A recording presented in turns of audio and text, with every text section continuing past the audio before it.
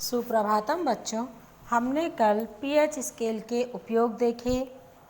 अब हम कुछ प्राकृतिक अम्लों के नाम देखेंगे। प्राकृतिक स्रोत और उनमें उपस्थित अम्लों के नाम। पहला, सिरका। सिरका में एसिटिक अम्ल होता है। संतरा, संतरा सिट्रिक अम्ल। इमली, टार्टरिक अम्ल। टमाटर, ऑक्जेलिक अम्ल। दही, लैक्टिक अम्ल। इसी तरह नींबू में पाया जाता है सिट्रिक अम्ल। चींटी के डंक में फॉर्मिक अम्ल। नेटल के डंक में मेथेनोइक अम्ल और मधुमक्खी के डंक में फॉर्मिक अम्ल पाया जाता है।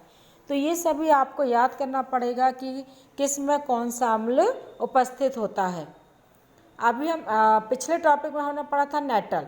नेटल की पत्तियां कुछ इस तरह होती हैं। इसमें ये साइड में कांटे बने होते हैं जो किसी से भी टच हो जाए, मनुष्यों से, जानवरों से टच हो जाते हैं तो यह अपना अम्ल क्या करते हैं, उनके बॉडी में छोड़ देते हैं, जिसके कारण उसमें तीव्र दर्द होता है और जलन का एहसास होता है। अब हम लवण के विषय में पढ़ेंगे। लवण, लवण का निर्माण, गुणधर्म एवं उपयोग। लवण का निर्माण, गुणधर्म और उपयोग। कौन से लवण अम्लीय, क्षारकीय या उदासीन होते हैं? हम कैसे पता करेंगे कि जिस लवण को हमने प्राप्त किया है वो अम्लीय, माध्यम, क्षारकीय या उदासीन है? इसके लिए उत्तर देखेंगे। पहला पॉइंट, जब प्रबल अम्ल हो और प्रबल क्षारक। कैसा अम्ल हो? प्रबल, और क्षारक भी कैसा हो? प्रबल हो। तो इस प्रकार की क्रिया से जो हमको लवण प्राप्त होता है उसका मान 7 होता है तथा ये उदासीन प्रवृत्ति के होते हैं या उदासीन प्रकृति के होते हैं। दूसरा पॉइंट है, जब प्रबल अम्ल हो, अम्ल कैसा हो? प्रबल हो, और क्षार कैसा हो? दुर्बल हो। तो इस प्रकार से जो लवण हमको प्राप्त होता है उसका पीएच मान 7 से कम होता है। पीएच स्केल का यदि आपने वीडियो देखा है अच्छे से तो आपको बताया गया था कि पीएच स्केल में यदि 7 मान होता है तो कैसा होगा वो पदार्थ? विलयन, उदासीन प्रकृति का होगा। 7 से कम है तो अम्लीय होगा और 7 से अधिक है तो क्षारकीय प्रवृत्ति का होगा। तो जब दूसरे पॉइंट में प्रबल अम्ल और दुर्बल क्षारक के लवण का जो पीएच मान है वह 7 से कम है तो ये किस माध्यम का होगा? अम्लीय माध्यम का होगा। तीसरा पॉइंट है प्रबल क्षारक। अब क्षार कैसा हो? प्रबल हो। अम्ल कैसा हो? दुर्बल। इस स्थिति में जो हमको लवण प्राप्त होते हैं उनका मान सदैव 7 से अधिक होता है तथा ये क्षारकीय प्रवृत्ति के होते हैं। किस प्रवृत्ति के होते हैं? क्षारकीय प्रवृत्ति के होते हैं। अब हम साधारण नमक से रसायन के विषय में देखेंगे। साधारण नमक से रसायन। HCl अम्ल या हाइड्रोक्लोरिक अम्ल एवं सोडियम हाइड्रोक्साइड के विलयन की अभिक्रिया से उत्पन्न लवण को हम सोडियम क्लोराइड कहते हैं। इसी लवण का उपयोग हम भोजन में करते हैं। यह एक उदासीन लवण है। इसकी क्रिया हम निम्न प्रकार देखेंगे। HCl अम्ल, सोडियम हाइड्रोक्साइड क्षार।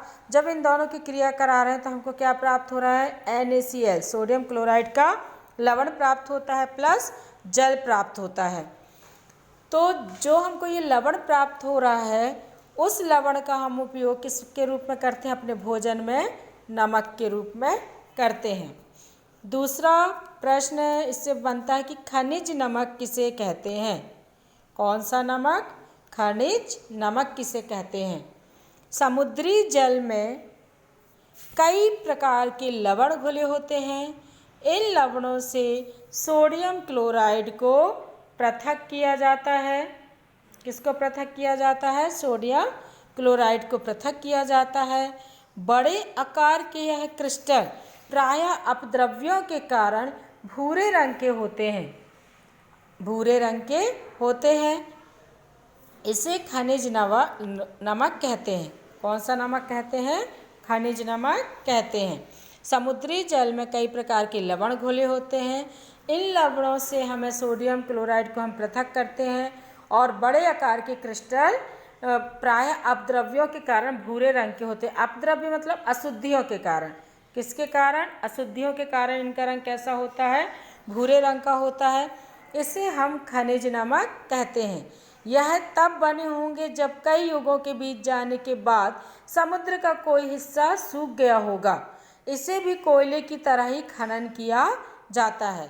जैसे जमीन को खोदकर कोयला या अन्य खनिज पदार्थ निकाला जाता है, उसी तरह हजारों या कई युगों में बहुत सारी क्रियाएं हुई होंगी जो प्रकृति में, उसके कारण समुद्र का कोई भाग क्या होता है? सूख जाता है, जिसको खोदकर कोयले की तरह बड़े बड़े क्रिस्टल निकाले जाते हैं नमक के, जिसे हम क्या कहते हैं? खनिज नमक कहते हैं।